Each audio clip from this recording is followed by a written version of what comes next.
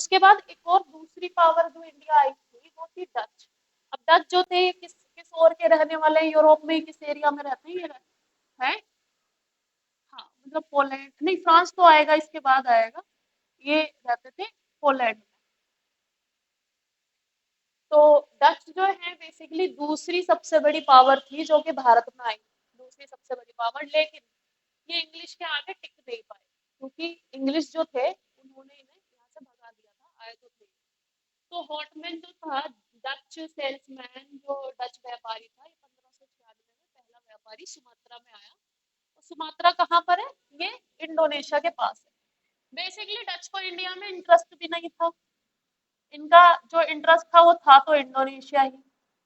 अब ये यहाँ क्यों आना चाहते थे, क्यों ईस्ट के साथ ट्रेड करना चाहते थे?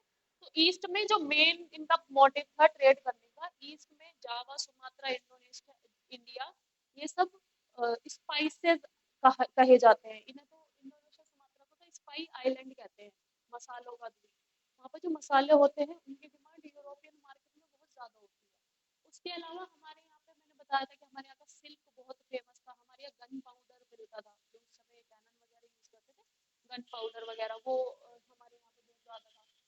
और उसके अलावा जो टेक्सटाइल था, कपड़ा हमारे यहाँ का वो वर्ल्ड फेमस था। मैंने बताया एक, आपने सुना होगा एक मुस्लिम कपड़ा होता है, मलमल खास या मलमल का कपड़ा। तो अब जो आ रही है वो तो फ्रॉड वैरायटी आ रही है, अब तो वो मलमल का कपड़ा रहा ही नहीं। जो मलमल असली मलमल होता था वो सूती प्योर कॉटन का मिलता था। और वो ऐसा था कि आप उसे गर्मियों में पहनो आपको गर्मी फील ही नहीं होगी, वो ऐसे कपड़े होते थे। मलमल का कपड़ा बहुत हल्का कपड़ा होता था, तो उसकी भी डिमांड बहुत ज्यादा थी ब्रिटिशर्स को। तो वो यहाँ से, इसलिए इन लोगों का इंटरेस्ट इस ओर ज्यादा बढ़ा था। अब डच आ गए 1596 में, इन्होंने पहली फैक्ट्री लगाई हमारे यहाँ मछलीपट्टनम में या मसूलीपट्टनम में। अब मछलीपट्टनम कहाँ है? ये केरल के पास है। यहाँ पर इन्होंने लगाई 1605। पुर्तगाली से नागापट्टनम पर कब्जा कर लिया। अब इन्होंने पुर्तगाली जो एक फैक्ट्री नागापट्टनम में इन्होंने लगाई थी, वहां पर इन्होंने हमला करके उस पर कब्जा कर लिया था, नागापट्टनम पे। फिर उन्होंने गुजरात में, यूपी में, बिहार में अपने जो ट्रेडिंग पोर्ट है, जो फैक्ट्री इनको ये कहते थे, वे लगाई। मतलब एक सेटलमेंट बना लेते थे, वहां से ये ट्रेड वगैरह करते थे, वहीं पर रहते थे। और जो भी कोस्ट वाला एरिया है, जैसे कि गुजरात कोस्ट वाला एरिया है यहाँ पर, और बंगाल, इनमें इन्होंने अपने पोर्ट लगाए, जिन्हें कहते थे ये ट्रेडिंग पोर्ट, यहाँ पर बनाए। 1609 में इन्होंने मद्रास के पास पुलिकट में फैक्ट्री लगाई। अब पुलिकट कहाँ पर है? Let's imagine this is Madras. आपको लोकेशन भी पता होनी चाहिए कि अगर हम लोकेशन में बात कर रहे हैं तो किस एरिया की कर रहे हैं।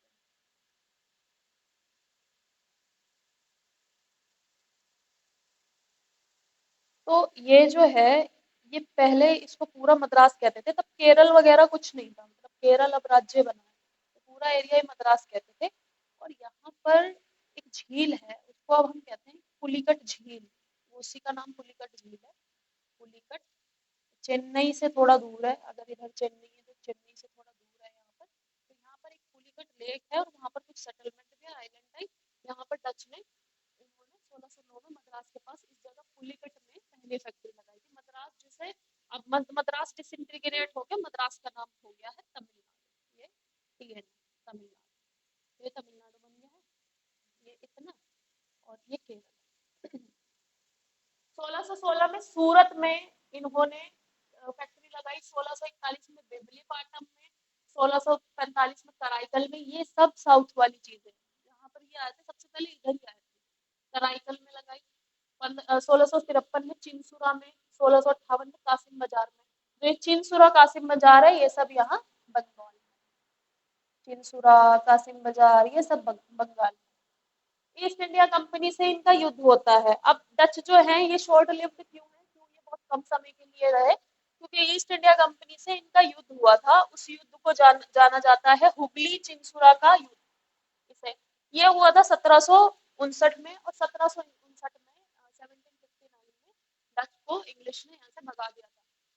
कि डच ने कहा, मतलब इनका एक समझौता हुआ था, जैसे कि भाई तुम यहाँ मत आओ, हम उधर नहीं आएंगे। तो इन्होंने कहा ब्रिटिशर्स ने कि तुम इंडोनेशिया, सुमात्रा वगैरह में कर लो ट्रेड, हम उधर हमला नहीं करेंगे और तुम यहाँ से चले जाओ। तो फिर ये यहाँ से जा करके इंडोनेशिया, सुमात्रा चले गए।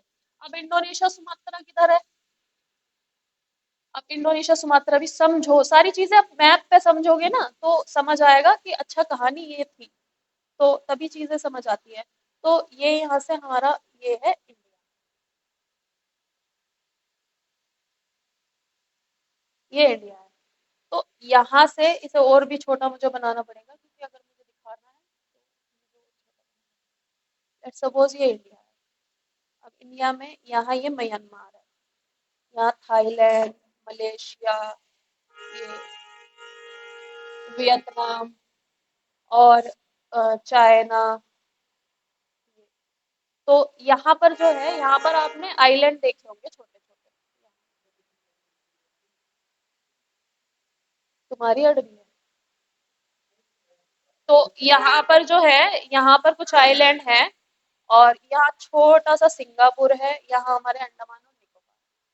तो यहाँ पर है जावा, सुमात्रा और इंडोनेशिया। यहाँ पर जो आइलैंड है वो पॉपुलरली जाने जाते हैं जावा, सुमात्रा और इंडोनेशिया। तो इन्होंने इन्हें यहाँ से तो भगा दिया कि भाई यहाँ से चले जाओ, वहां पे जाके कर लो ट्रेड, हम वहां नहीं आएंगे। इन्होंने क्या, मतलब अंग्रेज बहुत चालाक थे, इन्हें पता था कि हमारा इंटरेस्ट इंडिया में है और इंडिया ही इन्हें बेनिफिट देगा, मसाले बेच के ये लोग अमीर नहीं होने वाले। तो इनको क्या था कि इन्होंने भेज दिया कि जावा, सुमात्रा, यहाँ तुम डच को भेज दिया कि तुम उधर कर लो, वहां हम हमला नहीं करेंगे। तो बेसिकली इनका पूरा मतलब प्लान था, ये लोग प्लान बनाकर आए थे। वहां की क्वीन ने जब इन्हें कहा था कि वहां व्यापार करना है, तो इन लोगों का सोचा समझा प्लान था। कुछ हिस्टोरियन कहते हैं कि प्लान नहीं था, सिर्फ आ गए, आने के बाद इन्हें यहाँ पे अवसर मिल गए कि हमारे यहाँ की पॉलिटिक्स में इंडल्ज होने लगे, और पॉलिटिक्स में आने के बाद फिर इन्होंने हमारे यहाँ जब मौका मिला तो इन्होंने टेरिटरी कब्जा ली। लेकिन ऐसा भी माना जाता है कि पूरी प्लानिंग के साथ लिया है, क्योंकि ओटोमन एम्पायर ने पूरा जो रास्ता था मैंने बताया था वो ब्लॉक कर रखा था। अब इनका इंटरेस्ट क्या था कि ये फर्दर अपना जो रूल है वो बढ़ाना चाहते थे। तो कुछ हिस्टोरियन ये कहते हैं ये लोग अपना व्यापार, व्यापार ही नहीं अपना राज्य भी बढ़ाना चाहते थे, क्योंकि इससे पहले इन्होंने अफ्रीका में कॉलोनी बनाई हुई थी। अफ्रीका भी इनकी कॉलोनी था। कॉलोनी का मतलब होता है ये लोग कॉलोनी में व्यापार वगैरह करते हैं, लेकिन उस एरिया के बारे में बिल्कुल ध्यान नहीं देते, उसे बिल्कुल इकोनॉमिकली ड्रेन कर देते हैं। तो होने को अफ्रीका में ऐसी ऐसी रिसोर्सेज पाए जाते हैं कि अफ्रीका बहुत रिच होता, क्योंकि गोल्ड वगैरह इसमें पाया जाता है, कोंगो में गोल्ड, और ये कोंगो में माइंस है, वहाँ पे सबसे ज्यादा गोल्ड पाया जाता है। अफ्रीका बहुत रिच था, लेकिन इन्होंने सब एक्सप्लॉइट कर दिया, जैसे इन्होंने इंडिया को किया। फिर ये 1600 में ये आते हैं भारत। अब डच को हरा दिया था, ये पहले की कहानी है, बाद की कहानी है। अब हम ईस्ट इंडिया कंपनी का स्टार्ट देखेंगे, ये भारत आए। अब ईस्ट इंडिया कंपनी जो है 1600 में शुरू हो गई। 1600 में ईस्ट इंडिया कंपनी कैसे शुरू हुई? ये चार्टर इशू किया था क्वीन एलिजाबेथ ने। चार्टर एक तरह से वही की परमिशन जो होती है वो इशू हो गई थी, आदेश इशू हो गया था, और ये क्वीन एलिजाबेथ फर्स्ट ने किया था। उसके बाद क्वीन विक्टोरिया आई और फिर एलिजाबेथ सेकंड आई है, जिनकी अभी डेथ हुई है शायद लास्ट ईयर। तो उसकी भी कहानी हम आगे पढ़ेंगे उनके बारे में भी। तो क्वीन एलिजाबेथ फर्स्ट ने चार्टर इशू कर दिया कि आप ईस्ट में जाके, नाम भी इसका क्या रखा था, ईस्ट इंडिया कंपनी, यानी कि इंडिया के ईस्ट, मतलब ईस्ट में है इंडिया, तो वहां पर आपको ट्रेड करना है। इसका नाम भी इसलिए ईस्ट है क्योंकि हम किधर है, ईस्ट में है। चाइना वगैरह हम किस ग्लोब में किस और हैं, ईस्टर्न साइड पे, और ये लोग कहाँ पर है, वेस्टर्न साइड पे। ये पश्चिमी है, तभी तो कहते हैं पश्चिम सभ्यता, क्योंकि ये ग्लोब पे पश्चिम की तरफ है और हम पूरब की तरफ। फिर अब ईस्ट इंडिया कंपनी ये भारत आ गई। अब इनका क्या था, ये लोग ऐसे दिखते थे जैसे कि ये किसी को नुकसान नहीं करने वाले। तो पहले उस समय 1600 में जब ये वापस भारत आए, 1608 में, 1607 में अकबर की मृत्यु हो गई थी, और 1608 में जहांगीर राजा बन गया था। तो जहांगीर जब सुल्तान बन गया था तो कैप्टन विलियम हॉकिंस आया। अब ये लोग ना बहुत चतुर है, तो इनको पता है कि राजा को इम्प्रेस कैसे करना है। तो ये क्योंकि राजा जो है वो तुर्की भाषा जानता था, क्योंकि वो लोग तुर्की से आए थे और उनकी तुर्की उनकी भाषा थी, पर्शियन उनकी भाषा थी। तो जितना भी इसने कॉन्वर्सेशन किया, बातें की राजा से, वो तुर्की में की। तो राजा इम्प्रेस हो गया कि भाई इसको तो तुर्की आती है। जैसे अब किसी कोई बाहर हम जाए, उस बंदे को हिंदी आती है तो हमें अच्छा लगेगा कि भाई इसे तो हिंदी आती है। तो अपनी मदर टंग अगर किसी दूसरे पर्सन को भी आती है तो खुशी होती है। तो वो तो फिर भी राजा था, तो राजाओं का नेचर कैसा होता है, किसी से इम्प्रेस होकर उसको कुछ दे दिया जाता है। तो विलियम हॉकिंस जब जहांगीर के कोर्ट में आके टर्किश में उसने बात की तो जहांगीर जो है उससे बहुत प्रसन्न हो गया, और विलियम हॉकिंस को जहांगीर ने 400वीं रैंक की मनसब दे दी। अब मनसब क्या होता है? 400वीं रैंक की मनसब। हाँ, मैं बता रही हूँ, जमीन तो होती है लेकिन क्या होता है बेसिकली, मनसब ऐसे होता है कि मुगल्स के टाइम पे सैलरी नहीं देते थे, जो वो होते थे ऑफिशियल, जो सैनिक होते थे और वो दूसरे होते थे, कैश में सैलरी नहीं मिलती थी, उन्हें मनसब दिए जाते थे। मनसब का क्या मतलब था कि एक पूरा पीस ऑफ लैंड, मतलब एक गांव दे दिया, एक पूरा डिस्ट्रिक्ट दे दिया, तो सैलरी आपको नहीं मिलेगी, आप जो रेवेन्यू उस गांव से आपको मिलेगा, सूद, हाँ, जो भी आप कलेक्ट करोगे वो आपका, सैलरी का सिस्टम नहीं था। और इससे आगे चल के ज्यादा प्रॉब्लम क्रिएट हुई थी, मनसबदारी सिस्टम ने बेसिकली बहुत प्रॉब्लम क्रिएट कर दी थी कि इस सिस्टम में बहुत ज्यादा फिर आगे चल के करप्शन होने लगा था। क्योंकि क्या होता था, अगर फॉर इंस्टेंस मुझे दे दिया उन्होंने मनसब, तो अब मैं उस गांव में कलेक्शन करने के लिए तो जाऊंगी नहीं रोज रोज कि मैं पैसा वहां से कलेक्ट करूंगी, तो मैं क्या करूंगी, फिर मिडिल मैन रखूंगी वहां पे, किसी को अपॉइंट कर दूंगी कि भाई तुम यहाँ से पैसे इकट्ठा कर लेना। अब वो जो मिडिल मैन है वो क्या करता है, वो अपना भी तो फायदा देखेगा। तो मैंने उससे कहा कि भाई यहाँ से बस 50 रुपए कलेक्ट करने हैं, वो 100 रुपए कलेक्ट करेगा और 50 उसके अपने होंगे, और बर्डन किस पे जाएगा, आम जनता पे। अब वो सबसे, मान लो सभी से हमसे लेने लगे कि भी 100 100 100 100, तो हमें तो लगेगा कि जो हमारे यहाँ पे सुल्तान है उसको जा रहे हैं 100 रुपए, लेकिन वो 100 रुपए सुल्तान के पास तो पहुंच के 25 हो जाते थे, वो बस वो बीच में पैसे गायब हो जाते थे। तो इसकी वजह से आगे चल के बहुत करप्शन हुआ। तो मनसबदारी एक तरह से सैलरी ना दे करके पूरी लैंड दे दी जाती थी कि ये जागीर आपको दे दी जाती थी, इस पे आप रेवेन्यू खुद कलेक्ट कर लो, पैसे वैसे जो उगाई करनी है वो खुद कर लो। तो ये इसने 400वीं रैंक की विलियम हॉकिंस को मनसब दे दी। अब ये इंटरेस्ट नहीं था कि इसकी कुछ उस समय 30,000 रुपए की करीब 36,000 रुपए की कुछ सैलरी बैठती थी। 36,000 आज के टाइम में बहुत होते हैं। तो मतलब ऐसे माना जाता है कि उस टाइम के 36,000 की सैलरी इसकी 400वीं रैंक की मनसब की बनती थी। जो रैंक पे ऐसे रैंक होती थी ना, जो जो रैंक 1 की मनसब होती थी उसमें बहुत बड़ा लैंड दिया जाता था, जिसमें कई सौ गांव होते थे, कई गांव होते थे, और उसकी सैलरी उनकी ज्यादा होती थी क्योंकि जो वहां से रेवेन्यू कलेक्ट होता था वो ज्यादा होता था। 400वीं रैंक तक आते आते इट मीन कि 2 या 3 गाँव हो और वहां से उसे 36,000 मिल गए थे। ये सैलरी उसने कभी नहीं ली क्योंकि ये लोग, इनका इंटरेस्ट इसमें था ही। फिर 1611 में मसूलीपट्टनम में फैक्ट्री बनाई इन्होंने अस्थाई, मतलब वहां से ट्रेड स्टार्ट कर दिया, व्यापार स्टार्ट कर दिया। मतलब हमारे यहाँ से सामान खरीदते थे और उससे दुगने तिगने 4 गुने दामों में यूरोप के मार्केट में बेचते थे, ये ले जाते। हमारे यहाँ से तो सस्ता मिल रहा था, सस्ता ले जाते थे और अपने वहां पे महंगा बेचते थे। तो फिर उसके बाद 1616 में इन्होंने एक स्थायी फैक्ट्री लगाई मसूलीपट्टनम में। मतलब ये जो फैक्ट्री लगाई थी ये अस्थायी थी, कोई मतलब सेटलमेंट नहीं बनाया, नॉर्मली रह के। और जब मछलीपट्टनम में इन्होंने स्थायी फैक्ट्री लगाई, इसका मतलब है कि अब यहाँ पे परमानेंटली ही रहने लगे, तो ये फिर यहाँ पे रहने लगे। मछलीपट्टनम जो मैं बोल रही हूँ बार बार, इसे कुछ किताबों में आपको मछलीपट्टनम भी मिलेगा, और अगर क्वेश्चन पेपर में भी मछलीपट्टनम मिल जाए तो मसूलीपट्टनम ही है। जैसे कुछ किताबों में मसूलीपट्टनम लिखा हुआ है क्योंकि हमारे यहाँ नॉर्थ में हम, हमारी लैंग्वेज ऐसी है तो हम ऐसे ही बोलते हैं, बाकी वहां पे इसे मछलीपट्टनम कहते हैं। फिर 1613 में इन्होंने सूरत में लगाई। सूरत में पहली फैक्ट्री कब लगाई? 1613 में। क्वेश्चन बन जाएगा कि सूरत में पहली फैक्ट्री किस वर्ष लगाई थी? तो 1613 में। और सूरत कहाँ पर है? गुजरात। सूरत है गुजरात में। ये इनका मेन ट्रेडिंग सेंटर बन गया क्योंकि जो भी ट्रेडिंग सेंटर इनका पानी के पास है, जो भी ट्रेडिंग सेंटर पानी के पास है, तो इनके लिए बहुत आसानी होती थी शिप को ले जाने लाने में। तो ये इनका वो था। 1615 में थॉमस रो ने पहली फैक्ट्री लगाई आगरा में।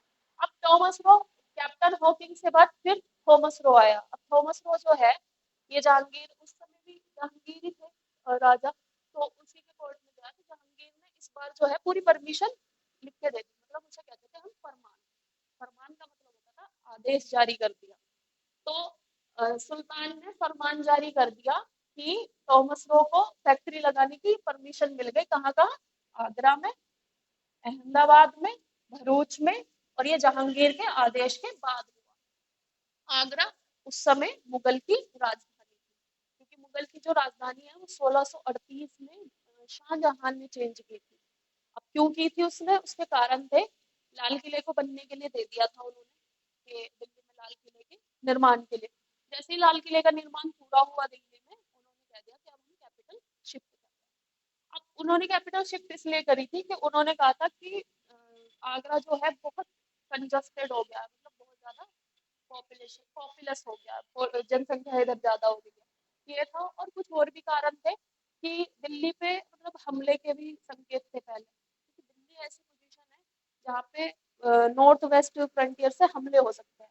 तो इसलिए भी उन्होंने राजधानी वहां से बदल दी थी, 1638 में बदली थी, वो हम पढ़ेंगे आगे कि कब बदली थी। तो 1638 में तब तक जहांगीर तक ये इसकी राजधानी आगरा ही रही। तो आगरा में, अहमदाबाद में, भरूच में इसने फैक्ट्री लगाई थॉमस को। अब एक और महत्वपूर्ण चीज होती है कि जो चार्ल्स सेकंड है, ये तो ब्रिटेन में है दोनों, पुर्तगाली इनके लोग ही तो यहाँ पर है, ये लोग तो ब्रिटेन में है। तो चार्ल्स सेकंड जो वहां का राजा था, क्वीन एलिजाबेथ से नीचे, और उसका बेटा चार्ल्स सेकंड, उसने पुर्तगाली राजकुमारी कैथरीन से शादी कर दी। पुर्तगाल की जो राजकुमारी है वहां पर कैथरीन से शादी कर दी। अब उसका यहाँ क्या फर्क पड़ेगा इंडिया में, इनकी तो ट्रेडिंग में है फैक्ट्री। तो इसकी वजह से पुर्तगाली और इनकी लड़ाई नहीं होती है, और दहेज में बॉम्बे पुर्तगाल ब्रिटिशर्स को दे देते हैं। जैसे डाउरी होता है ना, कि लेन देन सब जगह वहां भी चलता है ना, ब्रिटेन में भी दहेज लेना चलता था। तो बॉम्बे जो है पुर्तगालियों ने ब्रिटिश को, इंग्लिश को दे दिया था दहेज में, ये बॉम्बे अब तुम्हारा। तो फिर इन्होंने बॉम्बे को सेंटर बना लिया अपना, और बॉम्बे अंटिल द इंडिपेंडेंस इनका मेन ट्रेडिंग सेंटर रहा, जिसमें कि इनकी निशानी है, इन्होंने बहुत ज्यादा डेवलप करने की कोशिश की बॉम्बे को। तो बॉम्बे में वही गेटवे ऑफ इंडिया वगैरह इन्होंने बनवाया है। अब नेक्स्ट है 1632 में गोलकुंडा के सुल्तान ने, अब कैसे कैसे हम देख रहे हैं कि कैसे कैसे पूरा एरिया ब्रिटेन के पास आ रहा है। बॉम्बे आ गया, फिर गोलकुंडा का सुल्तान है, इसने भी यहाँ पे ट्रेड करने के लिए इनको फरमान जारी कर दिया। कैसा ट्रेड, फ्री में ट्रेड। अब फ्री में ट्रेड कैसा होता है, आप कहीं भी कुछ भी दुकान वगैरह लगाते हैं, कहीं ठेली भी लगाते हैं, इवन कोई भी, तो आपको उस जगह पर खड़े रहने के लिए भी पैसा देना पड़ता है। हाँ, अगर आप किसी की दुकान में भी बैठ के लगा रहे हैं तो वो दुकान वाला भी आपसे पैसे लेगा। तो ये बेसिकली, और व्यापार तो फिर भी बहुत बड़ी चीज है। तो आप अगर किसी कंट्री के साथ व्यापार कर रहे हैं, कुछ भी चीज उस पर्टिकुलर देश में बेचना चाह रहे हैं, तो वो वहां के देश की गवर्नमेंट भी तो पैसा लेगी आपसे। तो बेसिकली, लेकिन गोलकुंडा ने जब ब्रिटिशर्स को फ्री कर दिया, तो इसका मतलब उन्हें अब गोलकुंडा में, बीजापुर में कोई भी पैसा कस्टम ड्यूटी नहीं देनी पड़ेगी, वो आराम से ट्रेड व्यापार वहां कर सकते हैं, अपनी चीजें बेच सकते हैं और खरीद सकते हैं। फिर 1639 में यहाँ चंद्रगिरी के शासक ने मद्रास में फैक्ट्री लगाने की अनुमति दे दी, और यही जो फैक्ट्री है, इसे इसका बाद में नाम बदला था सेट फोर्ट जॉर्ज। इन्होंने क्या किया था, एक तरह से किलेबंदी कर ली थी, किले टाइप का बना दिया था, जिसका नाम इन्होंने रखा था सेट फोर्ट जॉर्ज। फिर एक फ्रांसिस डे आया था, इसको भी इन्होंने अनुमति दे दी कि आप फोर्टिफिकेशन करवा सकते हो। अब नॉर्मल सेटलमेंट और किले वाले सेटलमेंट में क्या अंतर होता है पता है? किले में, फोर्ट में और नॉर्मल किसी जगह में क्या अंतर होता है, रेजिडेंट में या किसी भी फैक्ट्री में, नॉर्मल में और किले वाले में क्या अंतर होता है पता है? और क्यों बनाया जाता है किला?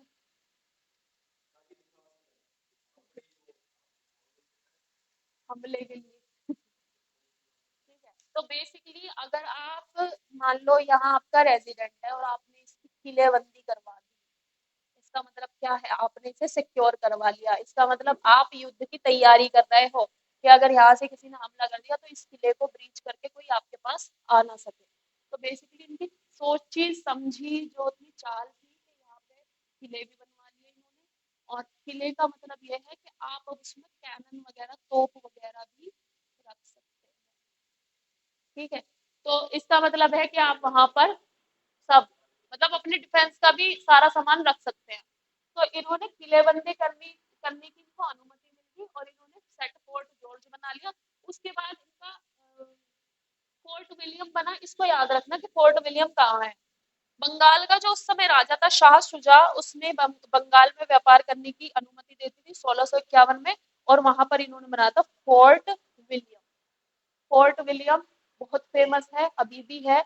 और फोर्ट विलियम में बाद में लॉर्ड वेलेस्ली जो इनका जनरल आया था, उसने सिविल सर्विसेज के जो लोग उनको ट्रेनिंग होती है इंडिया में, उसके लिए इन्होंने फोर्ट विलियम को फिर खोल दिया था कि यहाँ पे जो इंडियन सिविल सर्वेंट है उनके ट्रेनिंग के लिए यहाँ पर रखा जाए फोर्ट विलियम को। फिर 1717 में लास्ट चीज हुई, जो फर्रुख सियार ने बंगाल में फरमान जारी कर दिया कि अब ये बंगाल में भी फ्री ट्रेड कर सकते हैं बिना किसी कस्टम ड्यूटी के। तो ये यहाँ तक क्या हमने पढ़ा है कि अब ब्रिटिशर्स अंदर आ गए हैं इंडिया में। अब इसके बाद हमने क्या पढ़ना है, ये देखना है कि किस किस राजा से लड़ते हैं, कौन कौन से युद्ध हुए और इनकी कैसी कैसी चालें थी। ठीक है, इसमें देखो क्वीन एलिजाबेथ के बारे में मैं तुम्हें एक खास बात बताती हूँ, मुझे बहुत फनी लगा था। तो जब इसकी डेथ हुई तो इंडिया में एवरीवन पोस्टेड आरआईपी क्वीन। ये मुझे बहुत, मतलब इस पे जोक भी बना था, मीम्स भी बने थे, RIP queen. Queen Elizabeth first नहीं थी, क्वीन एलिजाबेथ सेकंड थी। हाँ, तो जब डेथ हुई तो सबने लिखा आरआईपी क्वीन, यानी कि रेस्ट इन पीस, है ना। लेकिन यही क्वीन एलिजाबेथ सेकंड है कि जलियांवाला बाग में कम से कम हमारे 1000 से ज्यादा लोग शहीद हुए थे, और जिनपे इन्होंने अंधाधुंध इनके जनरल ने, डायर जो था, उसने गोलियां चलवाई थी। और उसकी क्वीन एलिजाबेथ जब भी प्रेस कॉन्फ्रेंस होती थी और हमारे यहाँ से कोई किसी ने पूछ लिया कि आप माफी कब मांग रही हैं जलियांवाला बाग में जो मैसेकर हुआ था, तो वो नो कमेंट करके चली जाती। वो कभी कभी उसने माफी नहीं मांगी वहां की क्वीन ने कि हाँ हमसे ये गलती हुई थी। इवन वहां का जो पोप आया था, चर्च का पोप, जो बड़े होते हैं जैसे हमारे यहाँ पंडित होते हैं बहुत बड़े, ऐसे वहाँ पोप होते हैं। ठीक है, तो वहां का जो पोप आया था वो भी जलियांवाला बाग गया था, और वहां पे उसने माथा टेका था, और वहां पे उसने अपोलोजाइज किया था कि हाँ ये ब्रिटेन से सबसे बड़ी गलती हुई थी, जलियांवाला बाग। ठीक है, तो जलियांवाला बाग जो है, इस पे इन्होंने कभी माफी नहीं मांगी। और मुझे बड़ा फनी लिखता है जब इंडियन लिखते हैं ना कि आरआईपी क्वीन, भाई क्यों लिखना है आरआईपी क्वीन, तुम्हारी रानी थोड़ी मरी है। तो ये चीज है कि जिन लोगों ने माफी नहीं मांगी उन्हें क्यों ही दिखाना। हाँ, मतलब हमारे यहाँ ना, मैं वो वर्ड यूज नहीं करना चाहती, पर है कि हमारे ना भेड़ चाल है कि अगर कोई एक कर रहा है तो चाहे उसे मतलब नहीं पता उस बात का, वो दूसरा भी लगाएगा उसे, फिर तीसरा भी लगाएगा, और उसका कोई मतलब नहीं पता होता। तो बेसिकली ये कहानी पढ़ेंगे जलियांवाला बाग, और भी ज्यादा इंटरेस्टिंग है, तुम लोगों को लगेगा। तो नेक्स्ट क्लास में हम पढ़ेंगे कि इन्होंने किस किस से युद्ध किए। ठीक है।